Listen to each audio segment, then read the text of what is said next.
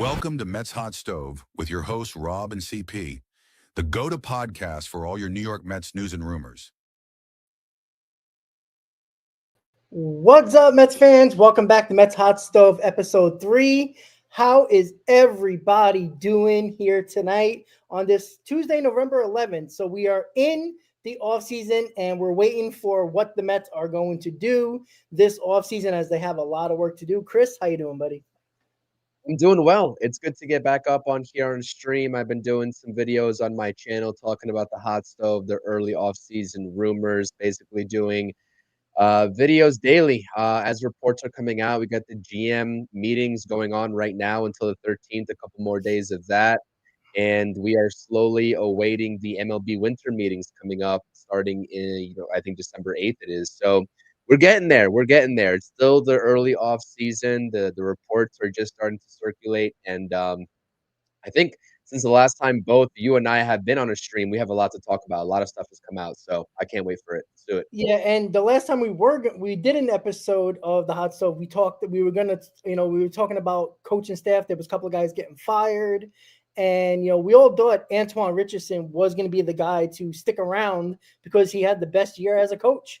And unfortunately, that did not happen. So I guess we'll get into that a little bit before we get into the real free agency trade rumors, as well as, of course, David Stern also spoke as well. So we all know now that Antoine Richardson and Jeremy Hefner are now with the Atlanta Braves. Go figure. They stay in the NL East and they go to our division foes.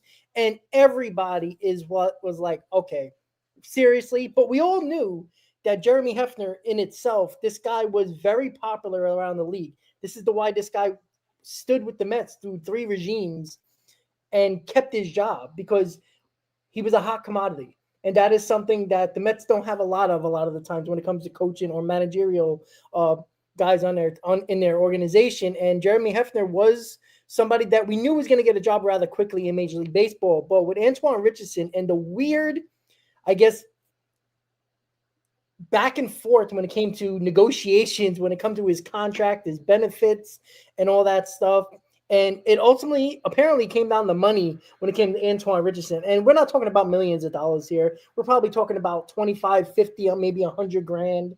And the Mets were like, no. And then Richardson was like, all right, the hell with you guys. And he joins Jeremy Hefner in the Atlanta Braves. Chris, what are your thoughts about this? As this is kind of an odd situation when the best coach on this team that kind of changed something that the Mets did not do well, and that was stolen bases, made guys that really don't steal bases, and it was a benefit. The few benefits the Mets had this year was stolen bases. What are your thoughts on this, and do you feel some type of way about it?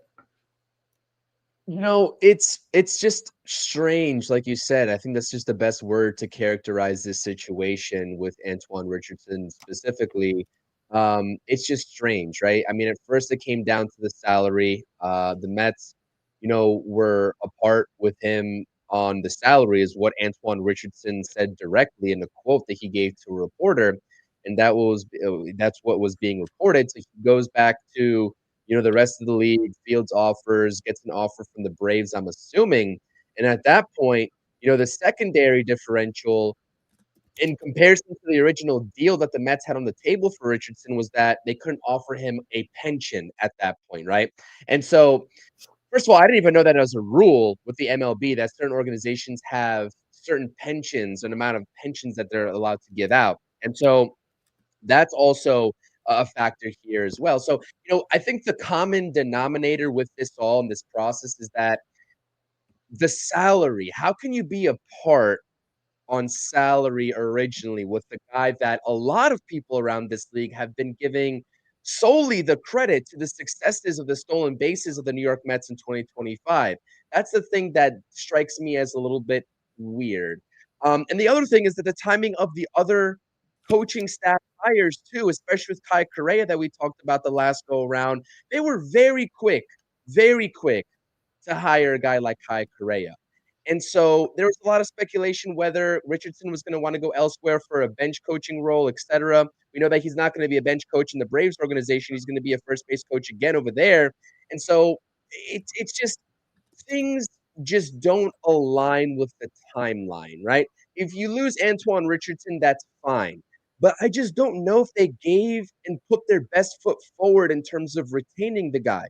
Now, on the flip side, we talk about this all the time, Rob, especially you. You always say, and we both agree on this. I don't go against you here in the fact that these coaches, the ones that got let go, and I'm sure the ones that are getting brought on board right now, they're scapegoats, right?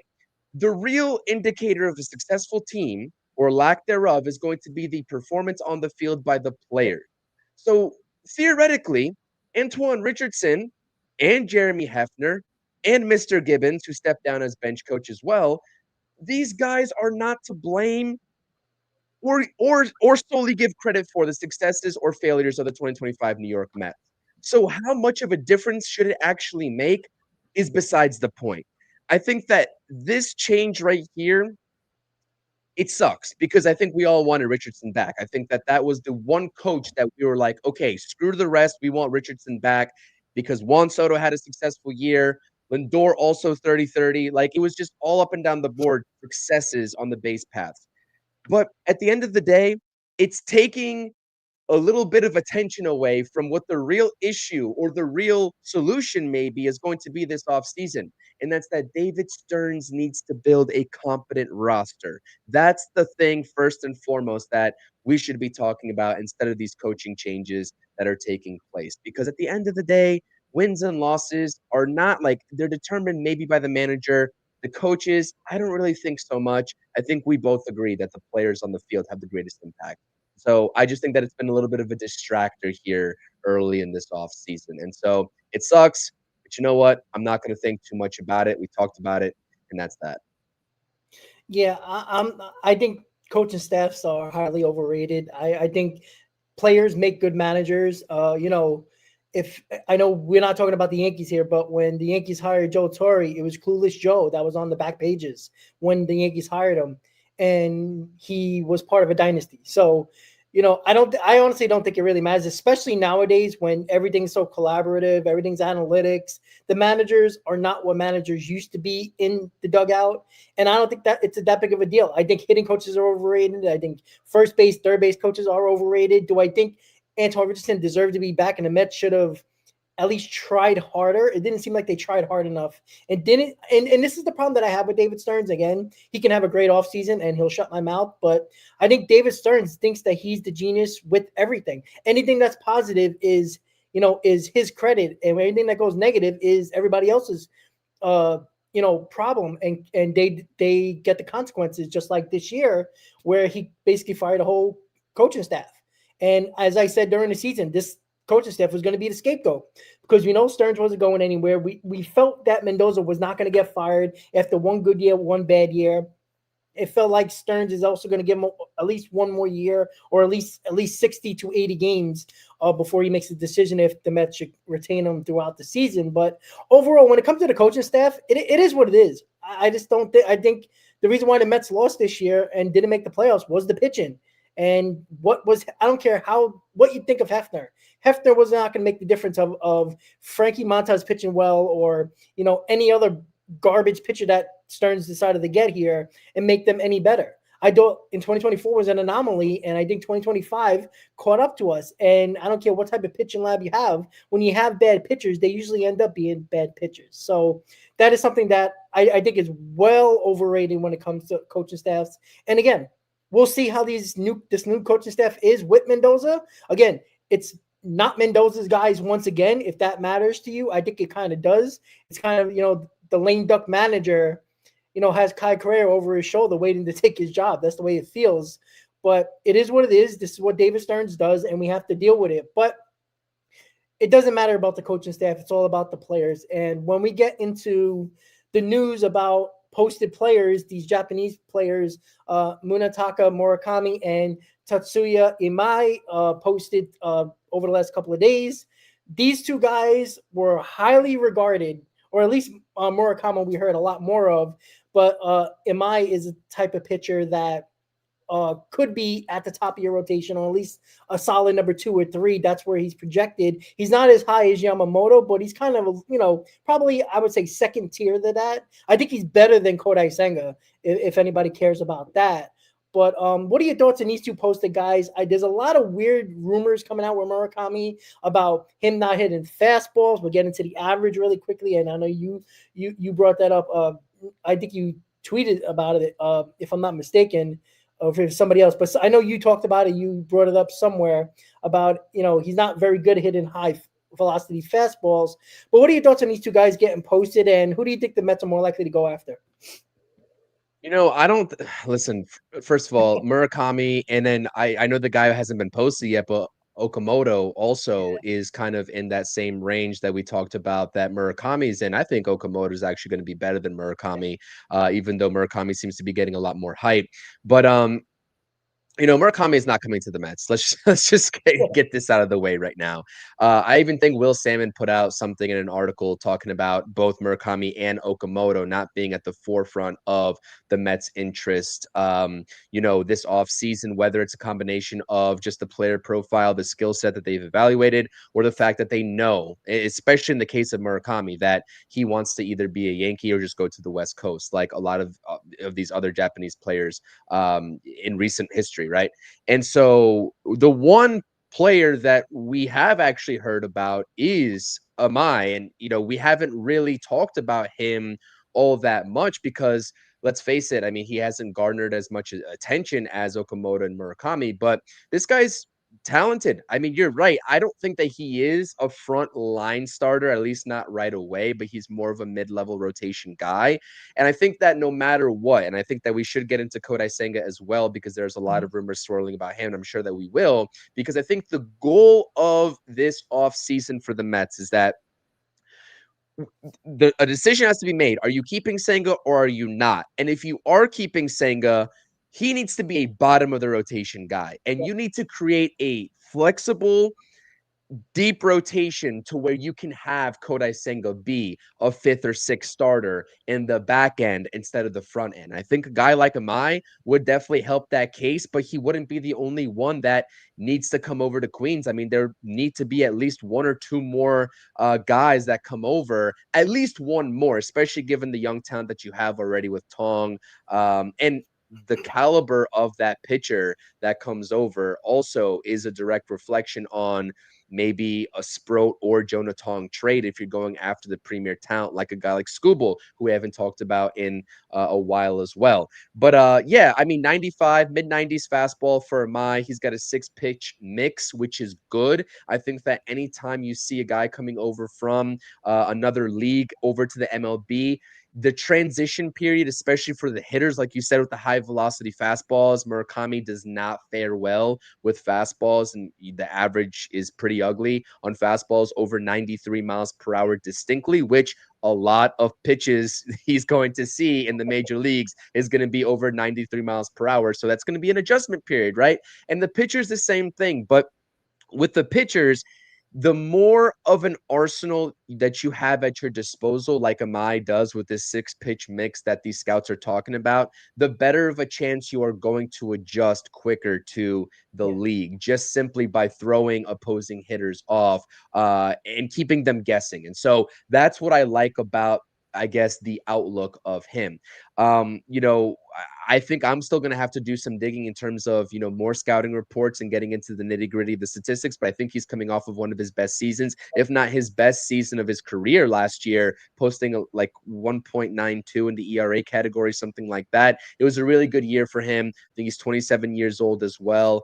So not quite the age of what Kodai Senga was when he came over to the major leagues. And I think that would make all the difference in the world. So clearly the Mets and David Stearns have evaluated Amai. They're interested, and they will be in play for him. But Murakami, definitely not. I would have thought that the Mets would be taking a look at Okamoto, given the Pete Alonso situation, regardless of how that's going to play out. That could be a secondary option because he does play third and first base. But apparently, Murakami and Okamoto are very highly unlikely for the New York Mets as opposed to Tetsuya Imai. So I'm excited, though. I mean, the pitching is definitely going to need to be a stressor. And in the early goings of this offseason with the rumors, it seems like with all the reports from Salmon, Nightingale, etc., David Stearns is very committed to bringing 1 to 2 high-end frontline starters into this rotation. He just needs to go out there and do the thing now.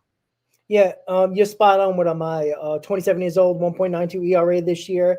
And the sweet spot for pitching, he threw 163 and 2/3 innings, which is like the sweet spot now in a lot of these rotations where they like their pitchers to be at a certain inning. So he's right on par with that. And, when you talk about Murakami, I don't think it's a chance the Mets are going to get him because, I mean, you can always use Murakami as a DH, but when you hit that high velocity, he has under 100 average with a fastball over 93 miles an hour. That's a dangerous game to play in Major League Baseball when basically 95%, maybe even more, throw over 93 miles an hour. And that's a scary proposition when you're looking for a big bat to come over, especially if he might replace Pete Alonso, as we'll talk about Pete Alonso a little later.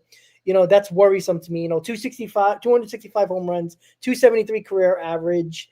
He was hurt this year with an oblique, only played 69 games. Something to worry about with him. I don't think he's on the radar. I think, obviously he was the high price guy that everybody was talking about in Japan.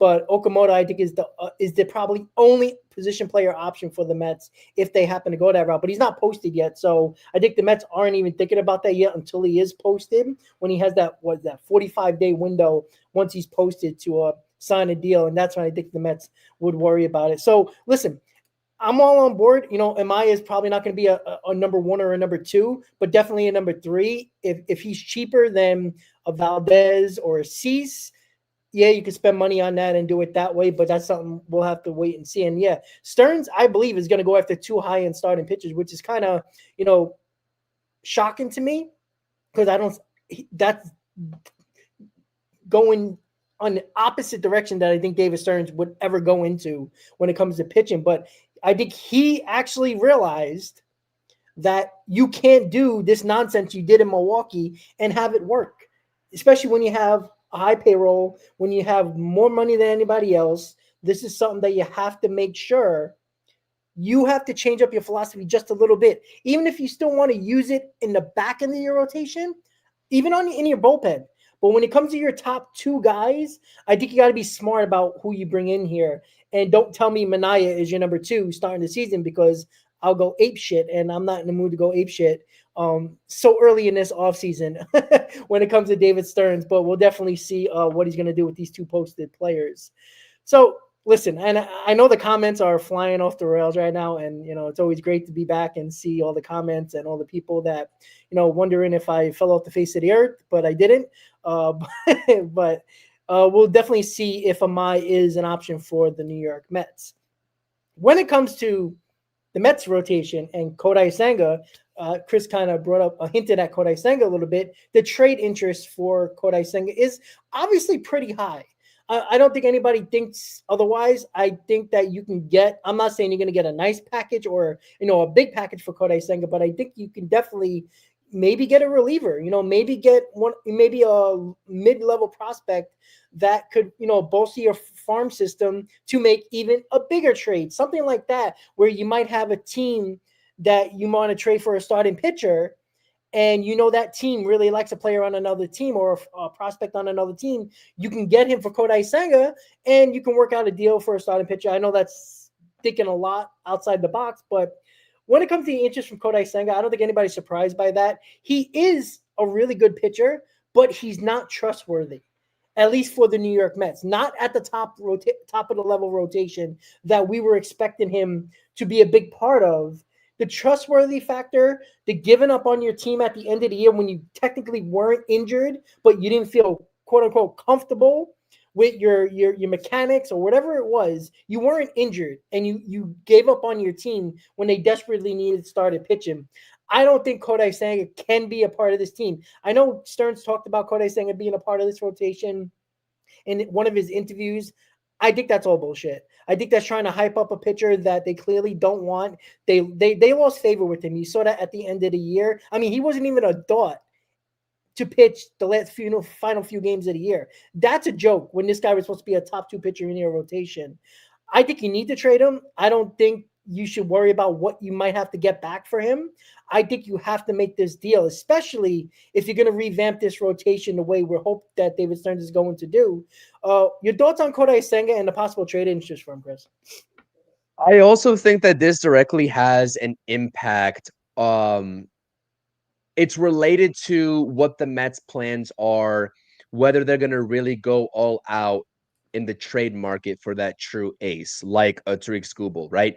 Because, if you trade for Skubal, you are going to be putting together a hefty package. And one of those names probably is going to be Brandon Sproat or Jonah Tong, among other prospects and MLB ready talent going back in return to the Detroit Tigers. And so, by process of elimination, if you send over one of those guys, then maybe they do have and will make room for Kodai Senga in the back end of this rotation. But I think no matter how you shake it out, exactly what you just said and exactly what I said a couple minutes ago is that, at this point, I don't care if he's a part of the Mets in 2026 or not. I would be happy to have him in the back end of the rotation if that's what David Stern's plan is. But I also wouldn't even bat an eye if they decided to let him go for whatever value. And apparently the report is that, the Mets know that they're not expecting that much in return for him. I mean, this guy's a 1-year rental at this point, with the way his contract shakes out. So the Mets know that they're not really going to be getting much in return in terms of value. And it's just if they're okay with that or not. You talk about a guy that maybe could be an innings eater. I mean, we talk about those types of guys all the time, but to the same degree, like you just said, a guy that had a really good first half. I mean, I think with what happened in the second half, a lot of Mets fans, and myself included sometimes, always get lost in that. I mean, this guy had a really solid first half, and it really came down to that injury where Pete Alonso overthrew him and he came back, and hurt his hamstring. He just wasn't the same since that. But this is a guy that also just has so many limitations and so many needs that he has to fulfill and this team has to fulfill for him to go out there and be his very best. And I also do think that is a very bad look for him in this organization that he was injured but not injured at the same time and was just rehabbing in Florida trying to get back on track while the Mets were flailing and eventually didn't make the playoffs. So this is kind of 50-50 for me right now. I think that there's justification either way, whether they keep him or trade him. And like I said, I don't really care which direction the Mets go, but they cannot have him. They cannot explain to us when the season comes around and spring training starts that, oh, listen, Kodai Senga, the injuries are past him. He's going to be our number 2 or number 3. No, he's a number 4. He's a number 5. He could even be a flex number 6. And that's just at this point of his career where he's at, and given the injuries, that's the extent of how much I trust Kodai Senga. So I also think that there's certain parallels to this as well, where, like I just mentioned, it's about what the other plans are to backfill the front of the rotation and whether you have and will have the young talent still around after those trades, or are the Mets just going to go out there in free agency and sign a guy like Amai and take a chance on a guy like, I don't know, Framber Valdez or Dylan Cease, like you just mentioned as well. But if the Mets really want to get serious, if David Stearns really wants to show this fan base that he's serious, yeah, I mean, I'll take Dylan Cease or Zach Gallen on a rental deal, right? 1 year, prove it year. Cease is coming off of a bad year with an ERA over 4. I think Zach Gallen, same thing. Like, that's fine. We know what those guys have been in the past, but that's also just like repeating what they did in 2024 with Luis Severino, et cetera, and hoping that they get the best out of those guys. And that's fine if they're hoping for a repeat of that under David Stearns, because he's shown the ability to get those types of guys in the doors and have success. But I'm kind of tired of that. And I think this fan base should be tired of that. We need the premier guys. We need the premier talent. If there is an ace, whether his name is Scooble, whether his name is, I know it's probably unlikely, but Skeens, or whether you can go and contact the Mariners, right, and trade for one of their guys because they have a plethora of talented pitching over there. You need to get premier pitching in the doors. I'm tired of these 1-year rental deals just because the value is there. In the long run, when the playoffs come around, Rob, you say this all the time. Guys like that fizzle out. Yep. Guys that have had bad years in recent years tend to fizzle out, no matter if they post a rebound year during the regular season or not. So that's my primary concern, especially if the Mets go the free agent route, because we all know the type of pitching that's available or could be available to them on the trade block. And I think that if you're going the free agent route outside of a guy like Amai, who's not even projected to be a frontline starter anyways, he's more of a mid-level rotation guy. You're talking about Cease, Gallen, Framber Valdez, and maybe a handful of others. I just don't think those guys' ceilings are high enough to help this Mets rotation rebound, as opposed to going out there and getting a true solid ace. So hopefully that makes sense. I'm saying this in a roundabout way. I just think that David Stearns needs to get out of this like prove it year. Like, let's get the most out of these guys for 1 year, and then let's let them walk in free agency after that happens. And I'm just tired of that merry-go-round happening. Yeah, I think when you're in a big market, you shouldn't be, signing Frankie Montas, Griffin Cannons. You shouldn't be signing 3 or 4 guys that come into your rotation and you're counting on them big time. I think Sean Manaea was a reclamation project and they treated him like an ace. And I thought it was stupid. I thought it was a bad idea saying that Sean Manaea was your ace. I think you had to bring somebody in here that was a big name to compensate for Sean Manaea and Kodai Senga. And what is also interesting is the fact that when he said about Kodai Senga is that the problem with Kodai Senga isn't what he can do on the mound. It's just to get him on the mound, you need the rest of your rotation to abide by his rules. There's a lot of pitchers in baseball that don't like extra days off. There's a lot of pitchers that don't want to go every 6th day. These guys are accustomed to going every 5th day, a lot of these guys. And then when you try to change it in the season, and they're not doing well, you're hurting your other pitchers to abide by for Kodai Senga just to make him get on the mound. Not that he'll pitch well or not that he'll stay healthy, but just to get him on the mound. We know we can't pitch every 5th day. That's the problem. And even with him not pitching, if him pitching well or not, or keeping him healthy, those two are obviously important when they get on the mound. But what annoys me is that we have to change the rotation around and say, hey, whoever's in the rotation, we need you to, not pitch every 5th day, but pitch every 6th day because you want to give Kodai Senga an extra day rest. You can't do that for just one guy. If you have a bunch of guys that all need extra days off, then you go to a 6-man rotation.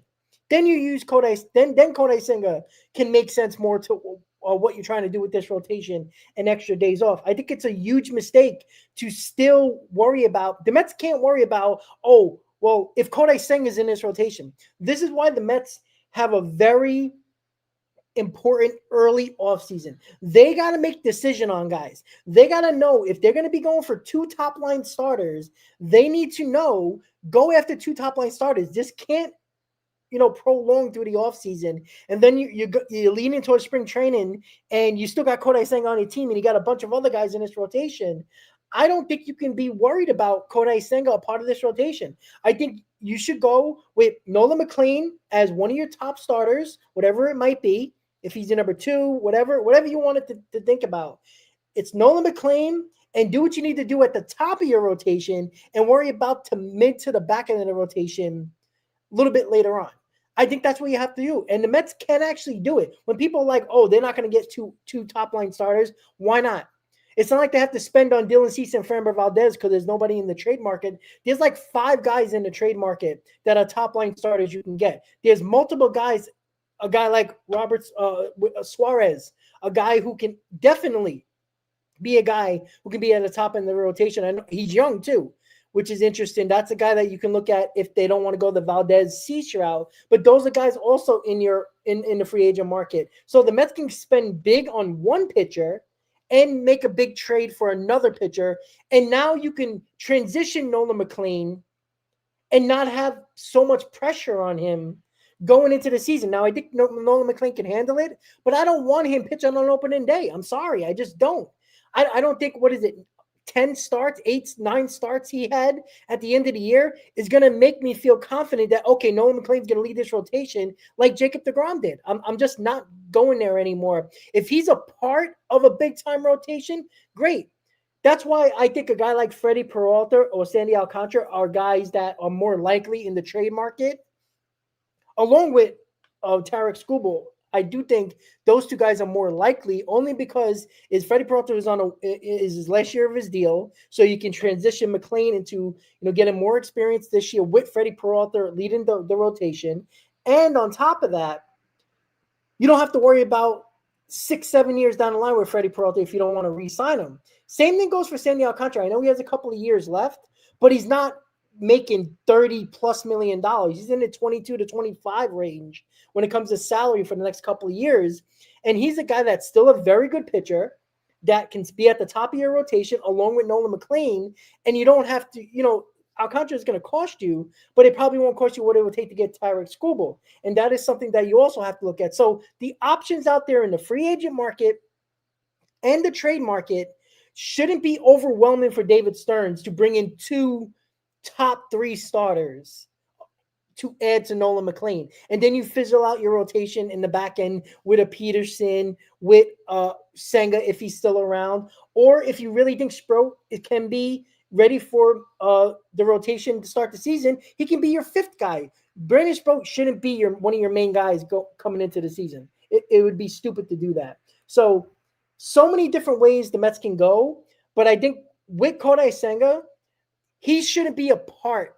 Your mindset shouldn't say, okay, he's going to be one of our 5 guys or 6 guys in our rotation. I think you have to trade him. I don't think we saw the team and the organization fall out of favor with him at the end of the year. They didn't even want to talk about him when reporters were asking him about, hey, is Senga going to start one of these last few games when you really needed the starter? No, we had to have a broken down Sean Manaea at the end of the year, and we know how that turned out. So there's too many things, too many options for the Mets for them to not do what they need to do with this rotation. And I hope David Stearns changes his philosophy a little bit. I'm not saying sign Valdez, sign Cease, and go crazy. I think that's a little crazy for a guy in Valdez that we saw his emotions get the best of him on the mound. He's a really damn good pitcher, but I think he's a little bit of a question mark in my opinion. I think a guy like Dylan Cease is a smart signing if you want to go after him, but I think you also would have to trade for Freddie Peralta. Because if you can sign one guy and trade for one guy, you're not overly spending on prospects and you're not overly spending on multiple pitchers at the top end of your rotation, Chris. So it's going to be very interesting what the Mets are going to do with Kodai Senga. But in my opinion, they need to trade him. I don't think there's any way about it. If you just to say, I mean, I know it's November 11th, it's still super early, but if the Mets walked away this offseason by trading for Peralta, like you just said, I mean, the package doesn't matter at this point. Whatever the package is, they land Peralta and they signed Amai, and everything else remains consistent. Are you happy with that or no? I wouldn't be overly ecstatic, but there's not a lot of guys better in this rotation than Peralta. And I think Amai, you can put, slot him in at like a number 3 or 4 and make him work his way in. And I think he'll be fine. I think, having a guy like Peralta, who is a really good pitcher, I don't think he's a top level ace, but I think he's right there with him and Nolan McLean. I think it's a good combination. I think it really is. And, him being in a contract year, I think that's a great trade to make. And I don't think you have to give him as much as like a Tariq Skubal or even Sandy Alcantara for that matter. So I would be okay with that. I'm not going to be overly excited, but the interest in Amai and see what he can do, I think would be. I would be all right with that. I mean, I'm not going to be. I wouldn't be like, oh my God, this is the New York Mets. But I would be pretty excited that that's a rotation that I say, okay, this is a rotation that we can go to war with, in my opinion.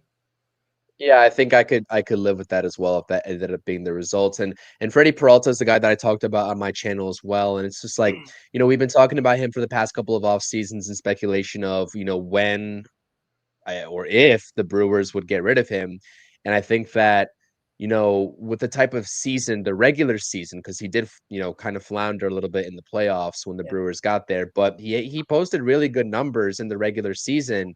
And I think that this is the time where they can get the most value in return for him. And we know the Brewers are an organization that always just think about the value of certain players, and they're not going to offer the big bucks to pretty much anybody outside of maybe like Jackson Chourio when they can get the most value out of him before he even stepped onto a major league roster, right, in the Major League Diamond. So, yeah, I don't know. I think I'd be okay with that. I think it'd be like a little bit underwhelming compared to like the standards, but definitely better than what we had in 2025 and definitely a better rotation on paper going into the season than what we've had for the past few seasons. So, yeah, I think I'd be okay with that as well. Well, it's also would be because I think it would be a decent offseason for the rotation is that I don't think all Sandy Alcantara, Joe Ryan, and Tariq Skubal are all going to be traded in the offseason. I think there'll be at least one left, possibly two. I think there's going to be two guys still left on their same team in the offseason. And I think the trade deadline is going to be a big deal with those two guys, or at least one of them. I could see one of them, possibly two of them getting traded in the offseason, but I think one's still going to be sticking around. And I think that if the Mets need a big-time arm for whatever reason, you can go get him at the trade deadline. I know Stearns has underwhelmed at the trade deadline, but that is also an option as well. That's why I wouldn't get overly I'm not going to be ecstatic, but I think it would be a solid offseason, depending on what they do with the position players, as we'll get into later in the stream as well. Because I think the position players is obviously a big-time need as well, as the Mets have multiple holes, which is another interesting thing that we'll talk about. And, the next topic is definitely my favorite topic of all of them because it's Pete Alonso. I mean, who does not want to talk about Pete Alonso with me? I think it's probably the best thing for the New York Mets is me talking about Pete Alonso. Not that anybody cares what I have to say about Pete Alonso, but I get hate all the time from the Pete Alonso, fan club when it comes to Pete Alonso. And, that's why, as the topic on the bottom says, Mets want Alonso back if. This is clear from multiple reports. And around the league, people are saying the same thing, that the Mets don't want Pete Alonso to be the everyday first baseman for 162 games. They just don't want him to do so because he's not a good defensive first baseman. I'm sorry to say, he can scoop a ball with the best of them. And yes, he probably saves a lot of errors for a lot of guys.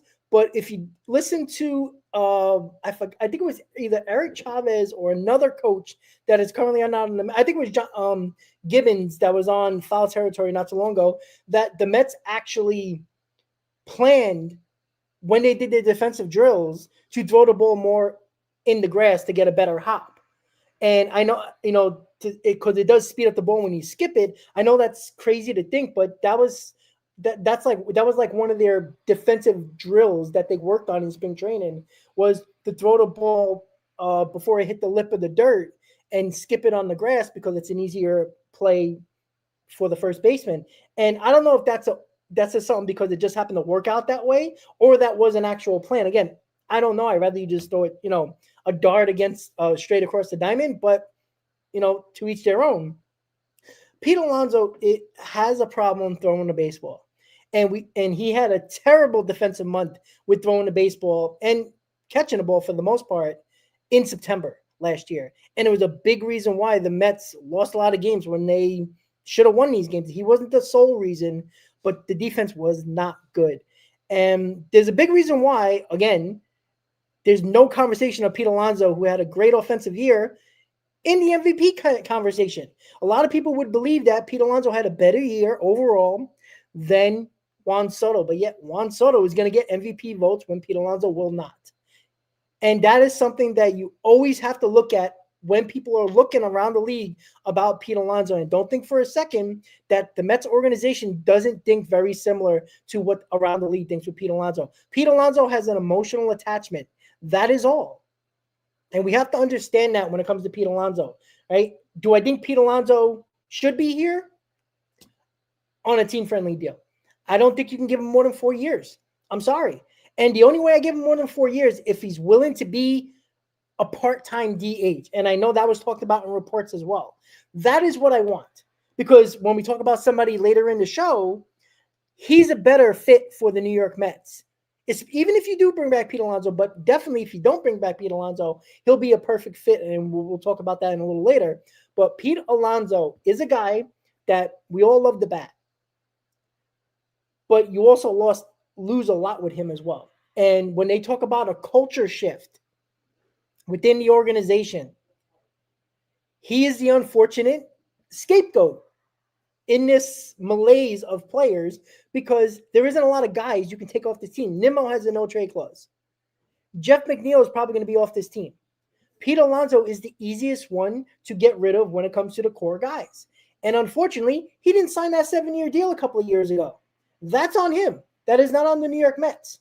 And they also overpaid for him make him the highest paid first baseman before Guerrero signed his massive deal. So they gave him respect by giving him that massive 2-year deal, 3-year deal, but 1-year deal with the average annual value being the highest out of all first basemen. So they gave him the respect and they gave him the option to opt out, which the Mets did not have to do. So they gave him multiple options for a couple of years now. It's on him now to decide if he wants to be a New York Met, not the New York Mets saying Pete Alonso needs to be a New York Met long term, because he should not be priority number 1, should not be priority number 2. And you know what? To be honest, I don't even know if he's priority number 3 at this point, unfortunately. Pete Alonso cannot let, or the Mets can't let Pete Alonso dictate their offseason like it did last year. It went way too long, and at some point I started to blame the Mets because they had to move on. And it ultimately, I think, hurt them for the rest of that offseason because they were so concerned about what the fans were thinking for Pete Alonso. Because if Pete Alonso didn't have that playoffs in 2024, nobody wanted him back. Met fans were falling out of favor with him at the end of the season, and we all knew it. If it wasn't for that home run in Milwaukee, I don't think anybody would have cared. And I don't even think the Mets would have re-signed Pete Alonso. Now, that would have been a bad move, considering how good of an offensive season he had. Sure, what are the Mets? Won 80 games instead of 83 and not even make the playoffs? Oh, wait, they did it. So that is something that you also have to look at. So there is enough options out there. We talked about Okamoto, who's probably going to be posted in the next week or so, who's an option. There's guys like Josh Naylor, and there's a guy that plays multiple positions that we'll talk about in a little bit, who's a free agent as well. There's options out there, and we can find other offensive numbers in other positions where you can find 2 guys to put together in this lineup that can match one of Pete Alonso's numbers, and it spreads out your lineup. And that is something that I've always talked about for a couple of years now, that people are overly concerned about the production that you're going to lose from Pete Alonso, but don't understand what you can bring in from multiple positions to compare to Pete Alonso's numbers, and you spread out your lineup and become an overall better lineup than what the Mets were last year, and that was a top 4 lineup and nothing else. You need to be a top 6 lineup at least in this league now to be considered a top-end team, or at least a top-end offense. The Mets weren't that last year because they relied so much on their top 4 that their other 5 through 9 was so bad that we counted on these guys way too much. And ultimately, it hurt this team. And if you can spread out your lineup a little bit more, if you can spread out the numbers a little bit more and extend your lineup and expand your lineup a little bit more, Pete Alonso is not the end-all, be-all. The Mets can still win without Pete Alonso. Can they win with him? Yeah, I think so. But when you see the culture shift that everybody seems to be talking about, Pete Alonso is the easiest choice when he is now a free agent with no comp pick attached to him now, because there is no qualifying offer this year. So more teams are going to go after him based on not worrying about giving up a comp pick.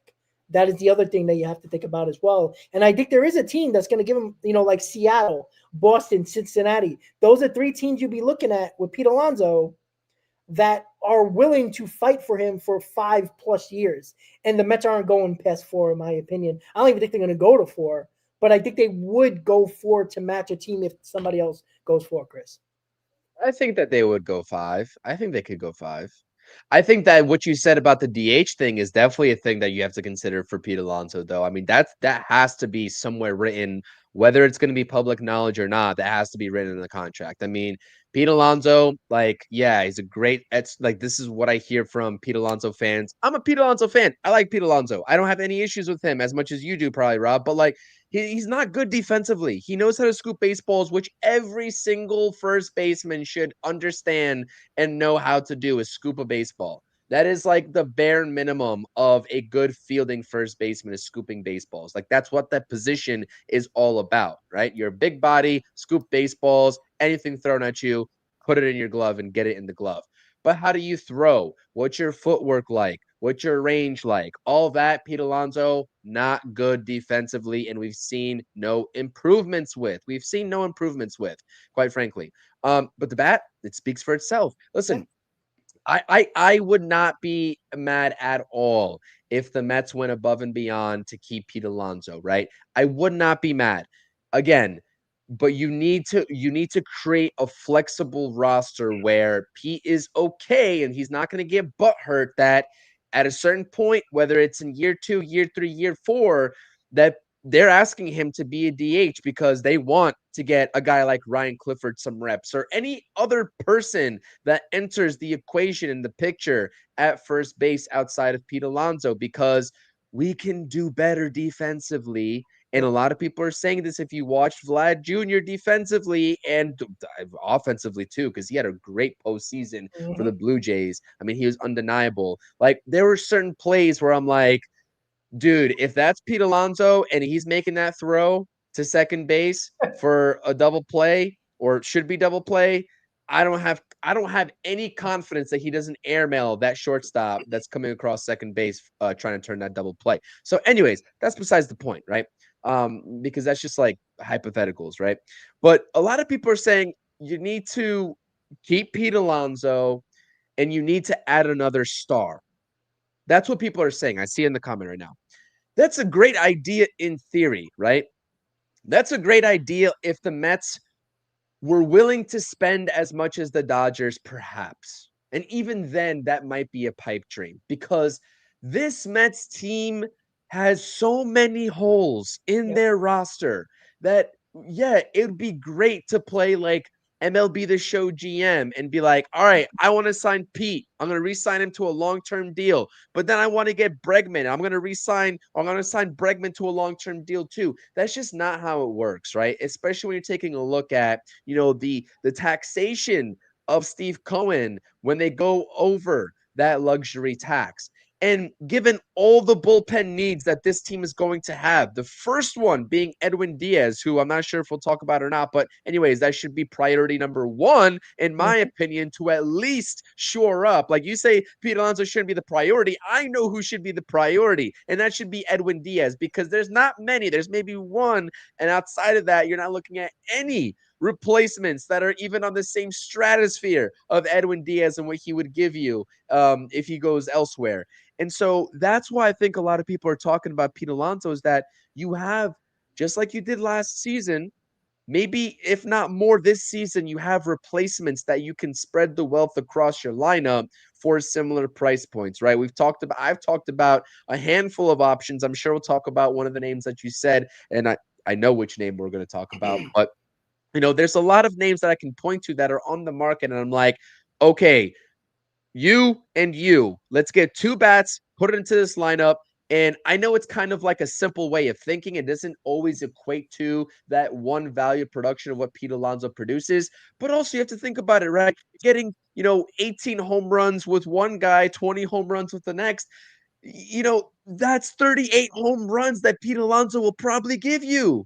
Yeah, maybe Pete will hit 40, but I bet you get better defensively. I guarantee you get better defensively. And so, yeah, man, I like, coming from a Pete Alonso fan and a guy myself that is okay with seeing Pete Alonso back onto this team. Again, I'm not saying that it's to the same degree of me being okay with seeing Kodai Senga out the doors, right? A lot of differences there, but I also like, if Pete Alonso is going to hold up this entire offseason, if that's his plan, and I'm sure he's going to, with the way the negotiations played out last year compared to what he posted in 2025, was a really good season for him. He needed that to have a chance at a long-term deal. Like, if I'm the Mets, I'm sure they're going to go out there and offer him an initial baseline deal, and they're going to be like, we are going to focus on maybe even replacing you, right? If the timeline doesn't add up. If you're going to go out there and draw this out for 3 months, you can go wherever you want to. But if you want to go and field some quick offers before we make our decision on next steps for the lineup, then at first base, then we might, perhaps, if you really want to remain a New York Met as much as you say you do, we could match that if the price is right. And so I agree, like, you cannot have It would be different if I was confident in the Mets being in a good place roster construction wise outside of first base. Pitching, there's needs. There's money that's going to need to be spent for pitching. There's going to be money that needs to be spent for a variety of bullpen guys, whether it's the back end, right, and middle relief guys. You're talking about adding another bat as well, right? Outside of Pete Alonso, maybe even another bat, depending on what happens on the trade market. If you're parting ways with a guy like Vientos, whatever, if you want to go and get a DH, because we know this team needs a DH, and if they're going to trot out Mark Vientos as our everyday DH, I'm going to be pretty upset and pissed off.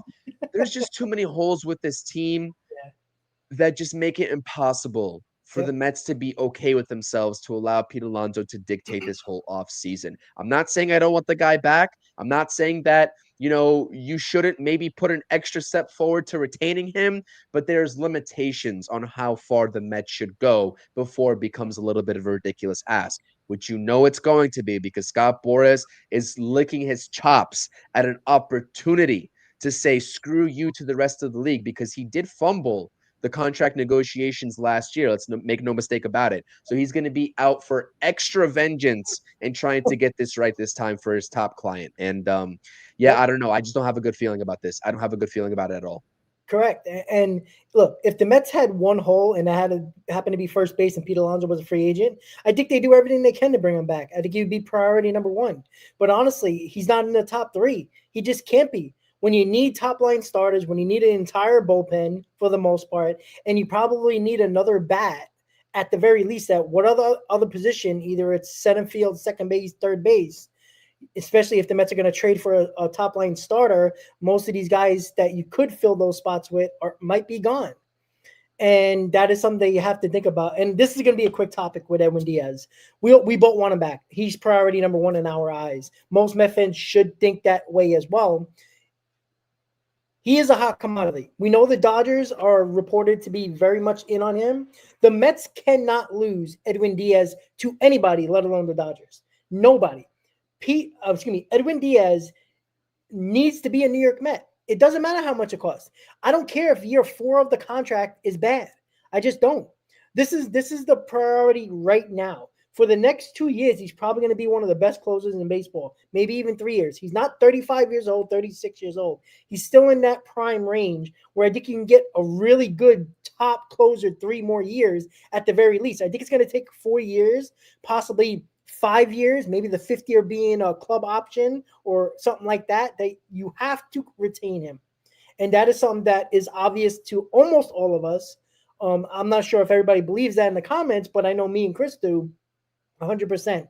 Are you a little worried about Edwin Diaz possibly going somewhere else, knowing that there's teams out there that have the money that can spend big on him, maybe more than the Mets are willing to go? Yeah, I'm worried about the Dodgers.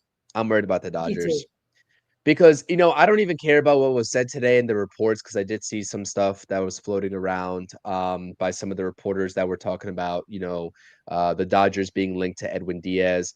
But just because the first report that I saw maybe like 2 weeks ago about the Dodgers is that, they may or may not be in on adding to their lineup. But one thing that they're for sure going to be in on, especially with how much, Yoshinobu Yamamoto had to pitch in high leverage situations for them down the stretch of that World Series, which was a crazy series, by the way, is that they're going to be in on a high-end back end of the bullpen guy. And any report that I see on the Dodgers adding to their team in areas of need, I definitely believe now. I mean, like, you have to believe them, because they're just going to go out there and do it. And they don't care what the parameters are. They don't care how much money they're going to have to defer. They are hungry for world championships right now. And they've already got back-to-back world championships to add onto their resume. And so they're clearly the favorite to go back-to-back next year until somebody proves otherwise around this league. And I do think that the money is never going to be the issue for the Dodgers to bring in that sort of talent. So I'm just hoping that the Mets are going to be as aggressive as the Dodgers in terms of retaining their guy. because this is a necessity with how much uncertainty this entire bullpen has right now, outside of a couple of guys like AJ Minter coming back and picking up his player option, Brooks Raley, the Mets exercising the club option. There's really not many other guys. Maybe like one or two that you're like, okay, let's go to war with at the back end of this bullpen. And nobody else is even going to come close to replacing Edwin Diaz outside of maybe like Robert Suarez, who you've talked about a plethora of times too. But, it's just one of those things where it's like, you got to shore up the ninth inning if you have a lead locked down, and that's Edwin Diaz. And it would just suck to see him go to the reigning world champions. And so, yeah, I'm a little bit worried about that. What these guys say to the media versus, what they end up doing is completely different. Clearly Edwin Diaz and Pete Alonso, with the words that they've said to the media, it wasn't the same, right? I mean, Edwin Diaz just like completely was like, I love this organization. I have to weigh my decisions. We all knew he was going to opt out, but like at least he was playing it to where there was some sentimental value there, whereas Pete Alonso wasn't. But you never know at the end of the day. I mean, business is business. Could anybody really blame him if he does walk to the Dodgers and they give him the contract that he's looking for? And if the Mets are like, come back to us on 1 year less because, you've been with us for so long and we're going to get this, like that doesn't play. The sentimental stuff doesn't play with these guys. No. And as it shouldn't, because they're trying to maximize both of these guys, and Pete Alonso and Edwin Diaz. This is their last chance at a long-term contract. This is their very last chance at one. So, the Mets are going to have an uphill battle here, but I think no matter what, if you're asking me if I'm going to overpay one of these guys to keep them in a Mets uniform, given, the needs of this roster right now and the replacements or lack thereof that are on the market to, fill those positions and backfill those positions if they leave, I'm overpaying Edwin Diaz. I'm not even thinking twice about it. And that's tough for me to even say, because normally I subscribe to the philosophy and the ideology that, like, listen, bullpen guys, I don't care what your name is, you're replaceable. But there's a handful of guys in this league that you cannot say the same for. Like Josh Hader maybe is one of them. Edwin Diaz is for sure one of them. And it just has to happen, Rob. I'm sorry. That has to be priority number one. I've talked about it on my channel, but yeah, there is a real concern in my mind that, he's going to definitely test the open market because he's opted out already. And I think that there's a real possibility that he walks. Yeah, I think that if the Mets have to go the extra year to keep him, you do it. I don't care if the Dodgers offer him a crazy deal, which is like 6 years for whatever reason, because they want him so bad, and they defer freaking $100 million of that. I don't care. You got to do it. He is more a guy you have to fight for more than a guy like Pete Alonso. If you have to go that extra year, extra 10, 15, $20 million for the entirety of the contract, you do it. Because he is a difference maker when it comes to a closer. Yes, you can go out and get Robert Suarez for probably a 3-4 year deal, who would be very good, but we don't know how this guy is going to play in New York. We know what Edwin Diaz can do in New York in big moments. He's proven he can do it. Robert Suarez we know it was a great arm, but it's a question mark in New York. That's what you always worry about sometimes. Now, you always go out to get the better player. I think Edwin Diaz is better. So you get the better player that you already know can pitch in New York, that you already had. That is something that you have to worry about more than anything else this offseason early on. This Edwin Diaz thing can't prolong too long. The Mets need to be very aggressive with Edwin Diaz. I mean, give him a very damn good offer right off the bat. Start off with 4 years for whatever amount of money. He's probably going to want more than $20 million, so around 23 to 25 million. If it's 4 years, 100, it is what it is. Start off with that. That's a big number. And if the Dodgers go another year and another 25 million, you do it as well. That's what you have to do when it comes to Edwin Diaz. It's the one guy you have to overpay for contractually to keep him on this team. Somebody you can't lose out on. Even though Robert Suarez has a great arm and good numbers, you don't know how he's going to perform in the big moments in the ninth inning in New York. You just never know. Diaz can do it. That's why you pay him the extra amount. All right, so next up, when it comes to the New York Mets and what they should do or should not do, is a guy like Cody Bellinger. Is he high on the Mets priority list? I think he is. I think he fits the David Stearns mold perfectly. He talks about, run with the, defense and, run prevention and all that fun stuff and versatility. Cody Bellinger brings all of that. He can play center. He can play all three outfield positions very well. He basically beat the Mets in left field in the Subway Series with his glove and his bat. He can play first base very well. And he is a guy that can probably hit 25 home runs. I'm not going to 35 plus. I don't know how many. I think he hit 30-some home runs this year. He's not going to hit that in Citi Field, I don't think. But he can hit 25 home runs. But he's a guy that you can sign Cody Bellinger and still sign Pete Alonso, because you can put Cody Bellinger in center field, or you can put him in left field and DH Brandon Nimmo. You can do a lot with Bellinger if you sign him, because he doesn't jam you up at a position. Like if you're looking for a center fielder, you can move Cody Bellinger to first base. If you're really thinking about a first baseman other than Pete Alonso, or even just another defensive good first baseman that can hit a little bit, you can put Cody Bellinger in center field. I think he's very high on the list in the free agent market and position players for any position you want to talk about with him. Center field or first base, Chris. I like Cody Bellinger. Am I going to overpay for Cody Bellinger? I think everybody's overpaid. So I don't think anybody's going to be underpaid, to be quite honest with you. He had a really good year this year. You see he can play in New York. I know he's another lefty bat, and people are concerned about lefty-righty. I don't care. I don't give a shit. Get the best player. I don't want a worse player because of numbers. I don't want a worse player because of matchups. I don't want a right-handed batter in the lineup because the matchups are better. If the better hitter is the left-handed bat, you leave him in the lineup. Most of these guys can hit left-handers. And we saw with the Mets this year that our left-handed hitters hit better against lefties than our right-handed hitters. But yet, too many times this year, there was righties in the lineup because of matchups. Get the best player. And if Cody Bellinger suits this team well, which I think he does, you get him. And you worry about the other position you need to worry about the rest of the offseason. I think Cody Bellinger is I'm not going to say a top priority, but I think he's in the top 5 easily for the Mets high on their list when it comes to position player-wise. Cody, so this is the thing. It's actually a really tough topic to talk about with Cody Bellinger. First of all, because the market for him is just going to be absolutely crowded. In addition to the Yankees trying to re-sign him, there's going to be so many teams that are going to be in on him. Second of all, I would have to disagree with what you said, though, in that I don't think that the Mets would re-sign Pete if they go after a guy like Cody Bellinger. I don't think that, for 2 reasons, right?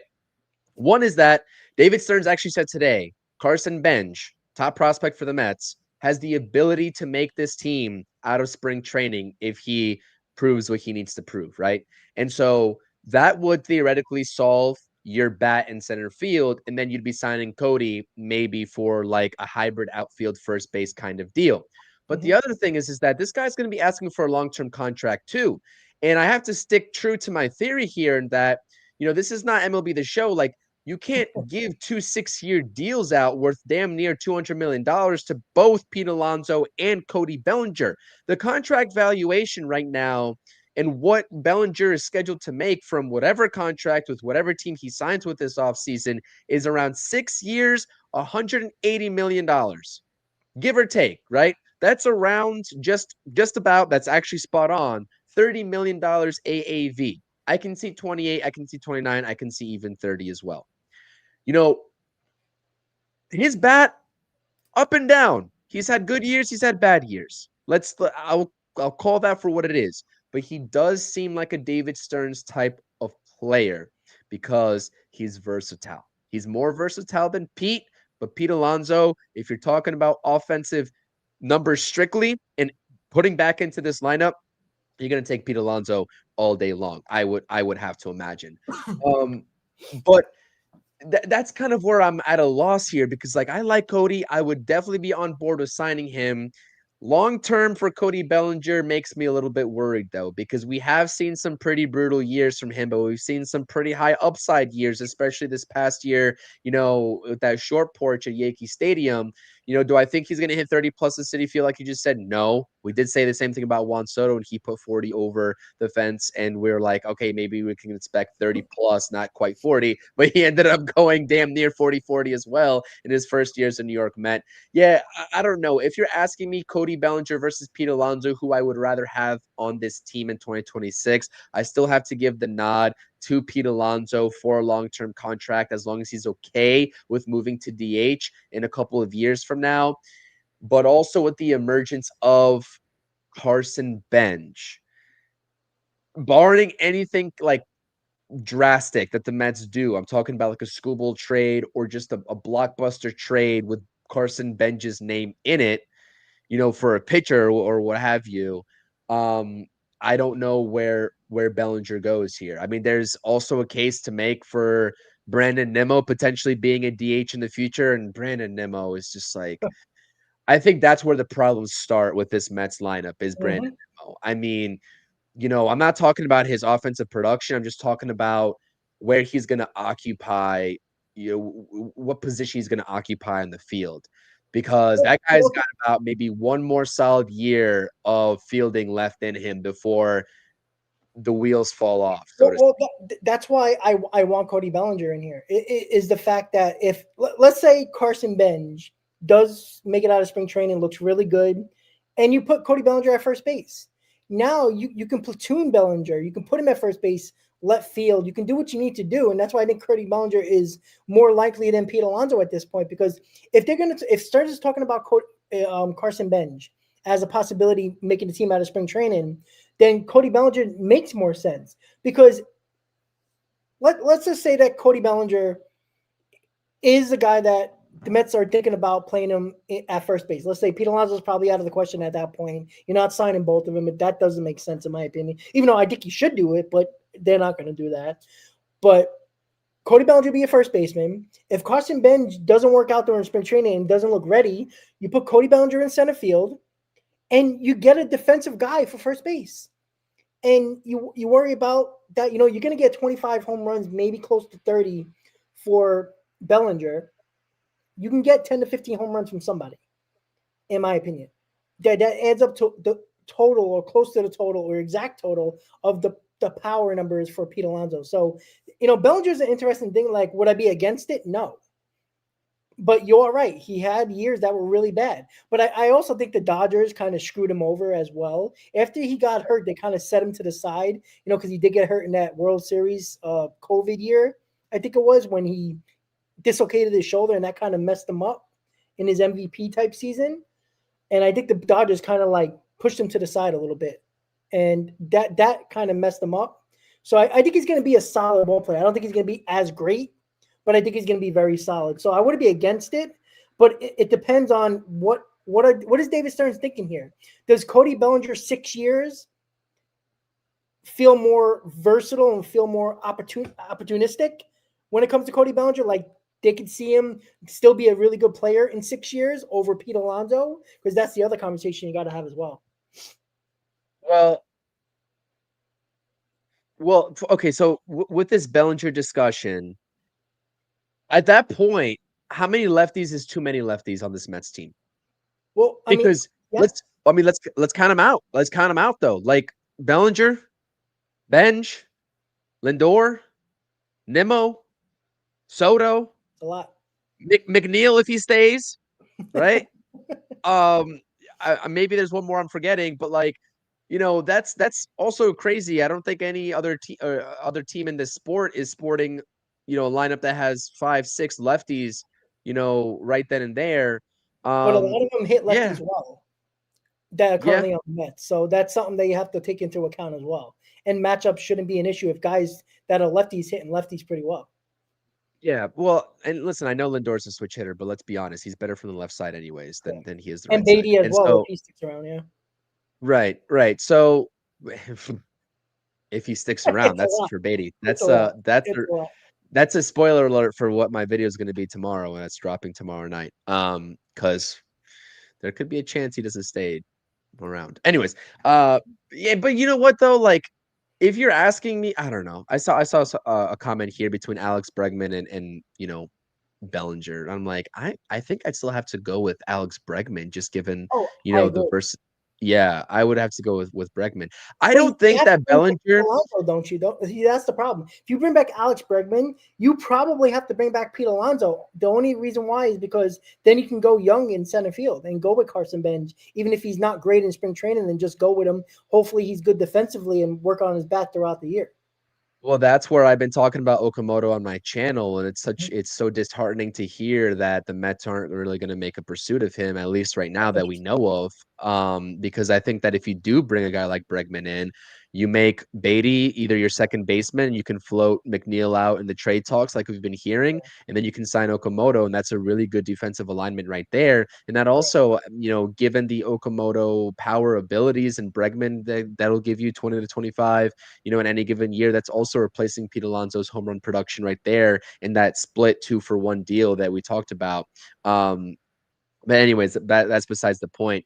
Yeah, I think, but like I said, this just goes into like how many true like different scenarios the Mets could really have if Pete Alonso is not a New York Met, right? I just think that there's a lot of different avenues they could take, and this is where the part of David Stern's job gets really tough. That's where it gets really tough. So And we'll plus he's see. cheap. What was that? I said plus he's cheap. Then you're not getting two long-term players right then and there to begin with if you're saying that. And so this is where I'm going to say is that I I'm going to say this. This might be a hot take. This might not be a hot take. I don't know.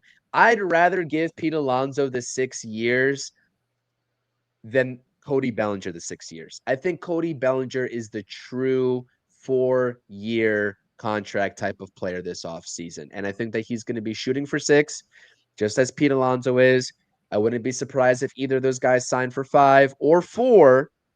I'd be a little bit surprised if Pete Alonso signed for 4, but definitely not 5. I'd rather just give the extra years to Pete Alonso, back to saying this for the 4th time, if he agrees to be Correct. a DH. Because I think that Cody Bellinger's value will diminish quicker than Pete Alonso's, just given the differences in their offensive ability. And his That's what his I'll say. valuable defensive capabilities could deteriorate over the years when it comes to Bellinger. Correct. Correct. I Correct. agree with that. So to put the starting pitching in the trade market and free agency together, since time is limited here, I guess an overall question. What do you want the Mets to do? I mean, I think we all want 2 top line starters here. I think everybody probably feels that's what they should do. Let's say they do that. There's a lot of options out there in the free agent market and the trade market. What would we already know what we said that we probably think Freddie Peralta and MI is probably what Stearns probably is going to lean to. But what do you want them to do if there's one trade starting pitcher on the market that the Mets would get and one free agent target for the Mets to get? What do you want? Not with David Stearns, but what would you want if you can get one trade and one free agent top line starter here for the New York Mets and put them together? I mean, I don't think Scuball is going to be traded at the end of the day, but like, of course, who wouldn't sign up for that? You know what I mean? Who would not sign up for that? And you talk about like that trio. I think you said Scuball, Sandy, and I forgot what other. Oh, Joe Ryan, right? You Sure. said Joe Ryan. There's a possibility that none of those guys get traded. You know what I mean? I think Joe Ryan would be definitely a second favorite. I think of all those names, Sandy is maybe the most likely, but now you're talking about a Marlins team, that got a little bit of a taste of winning towards the end of the season, made a valiant effort, and now they're telling executives apparently that they want to be aggressive in terms of spending, and adding onto their team this offseason. And so I would trade for any 3 of those guys in an instant. And then depending on the level, because there's tiers to this, right? Screwball's 1, Joe Ryan's probably 2, and then Sandy, I know he's been great, prior Cy Young, but he's number 3 in the hierarchy of that list in terms of talent going into 2026. Then you're talking about a difference, right?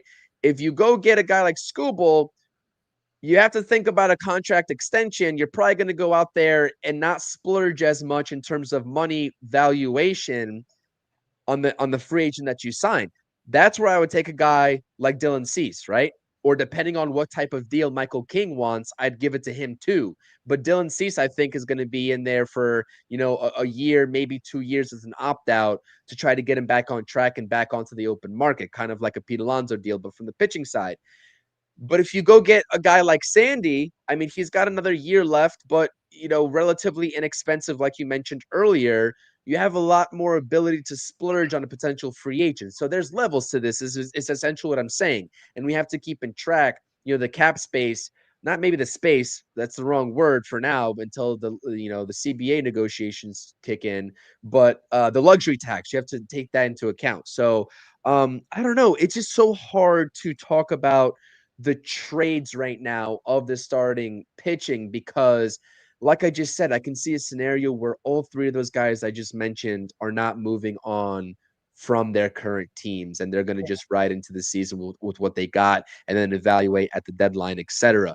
I mean, I also mentioned a team like the Mariners, who have maybe some pitching to give depending on their needs. This is where I didn't talk about this specifically, but this scenario of floating Brett Beatty as a trade candidate. I know Mets fans are really attached to Brett Beatty. Trust me, I'm a Brett Beatty fan too. Was really happy to see his emergence in 2025. But if you're talking about a guy like Alex Bregman, who can come in and play third base, if you're going to keep McNeil and just worry about second base in the future, Brett Beatty's the guy to get rid of, especially if you can get some starting pitching in the doors. Yep. Eugenio Suarez is going to be a free agent for them. They're going to need a third baseman. You know what I mean? And so that's where I can see that happening. But I don't know of many other teams that will be floating top line starters out there right now. Which goes back and I don't want to open this can of worms with you, Rob, because I know your opinion on this, but which makes the Garrett Crochet sweepstakes last off season so heartbreaking. But you know what? We're not looking in the rearview mirror anymore. We're on to bigger and better things. So And well, the thing with the Garrett Crochet, why I think it's kind of similar to the Tarek Skubal, is the fact that even though Garrett Crochet had a lot of years left, he did not want to stay on that rookie deal, so to speak. He wanted the contract once he was traded.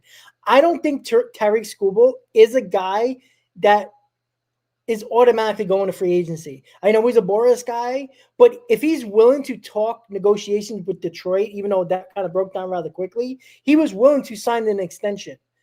I don't think Tariq Skubal is going to be a hard guy to get extended when he knows he gets traded to a team like the Mets that has the money. And yeah, you might have to go a little low on like the free agent market.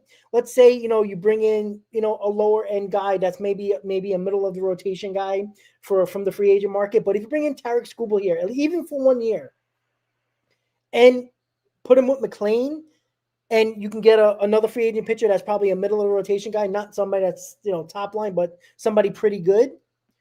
I'm okay with that because I do think the Mets will do everything they can to sign him throughout the year or even still in this offseason if there is an offseason, if they get him early enough for like during the winter meetings and have a couple of months before the season starts. I think the Mets are going to get Tariq Skubal.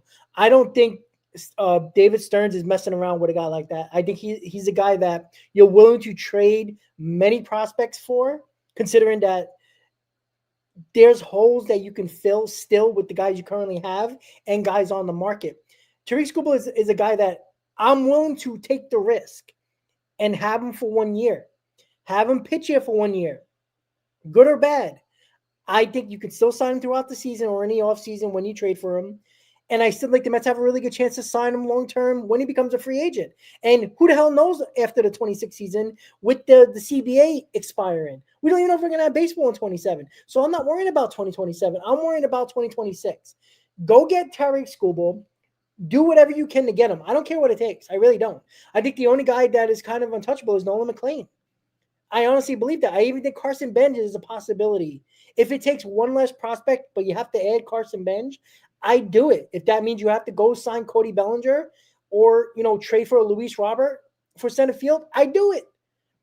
I would do it. I'm sick and tired of being second fiddle and getting the secondary, tertiary guy in the offseason every year. Get the best guy out there. You're fucking the New York Mets. You're a big market. You're the New York Mets. You're a New York team. I don't want to hear you being second fiddle because you know what's going to happen? There's going to be a team that you're trying to beat going to get a guy like Tariq Skubal, if not in the offseason, but at the deadline, if the Tigers aren't winning. And there's other guys as well that you should get.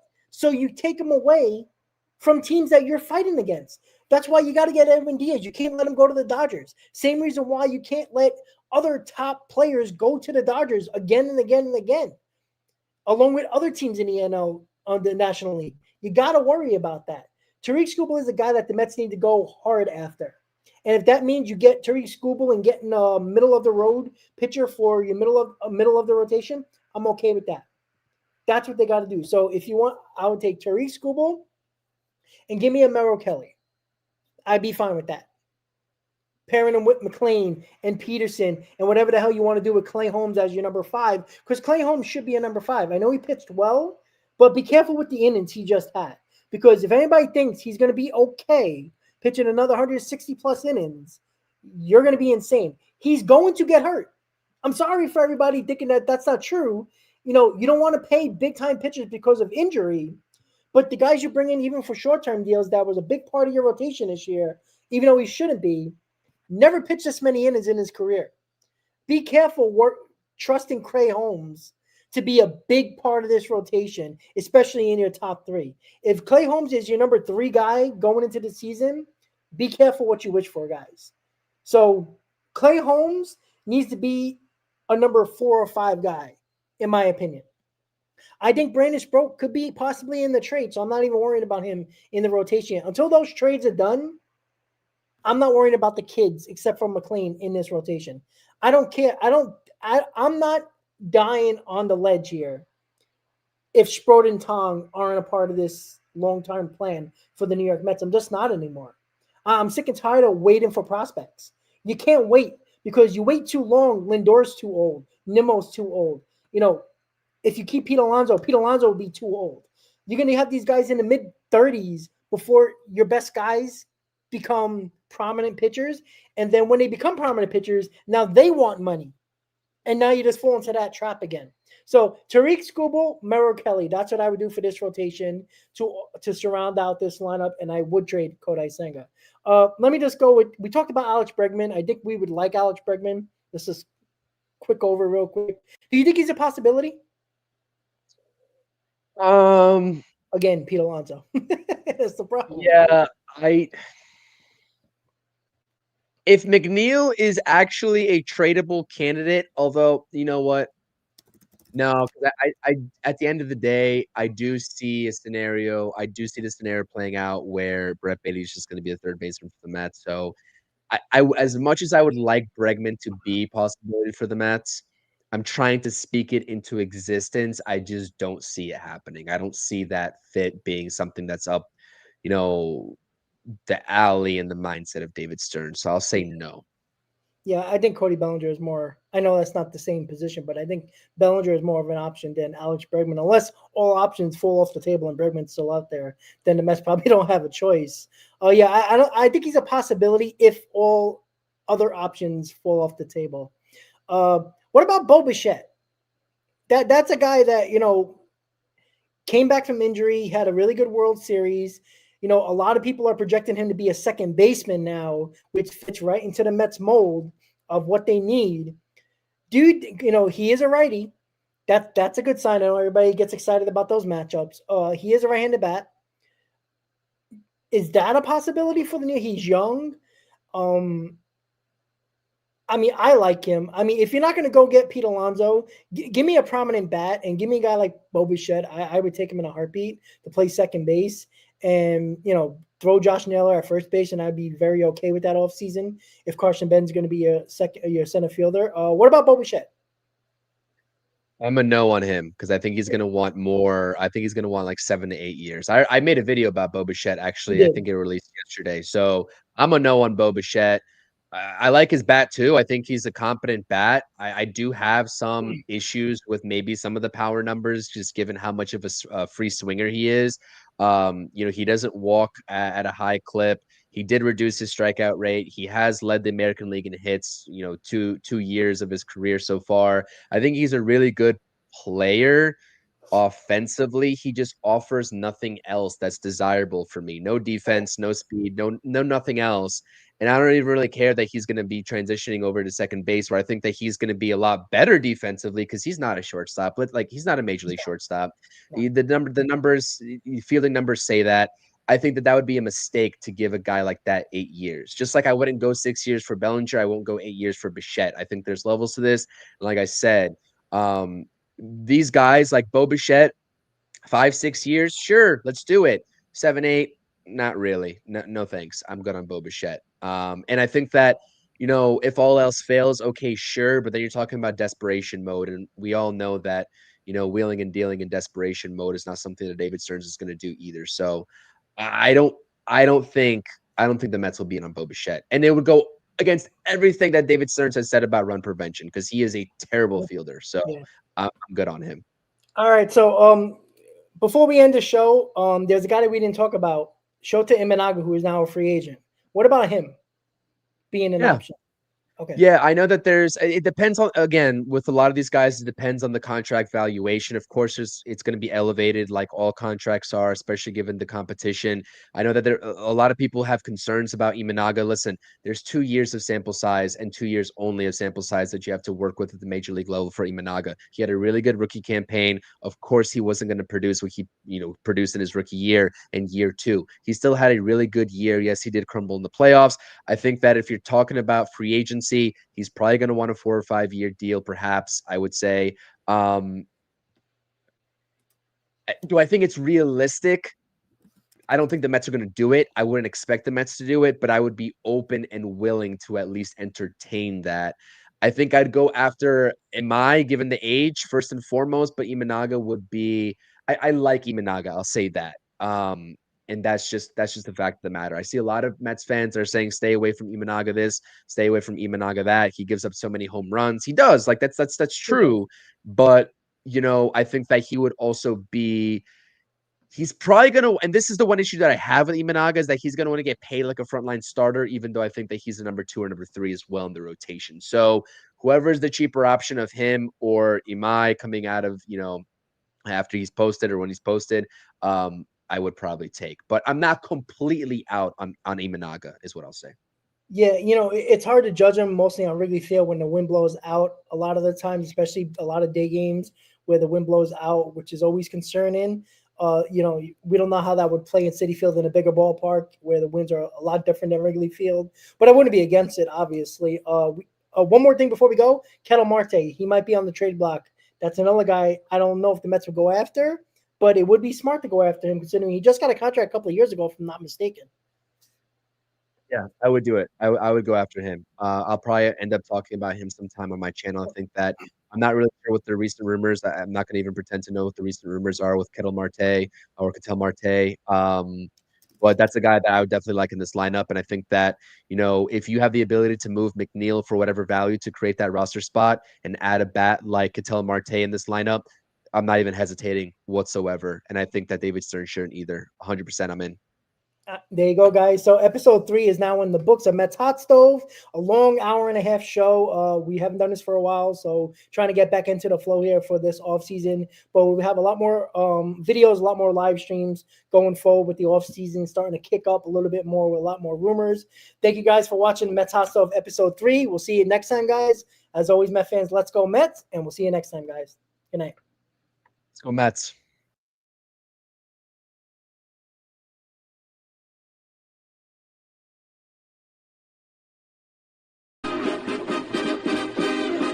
Meet the Mets, meet the Mets. Step right up and greet the Mets. Bring your kiddies, bring your wife.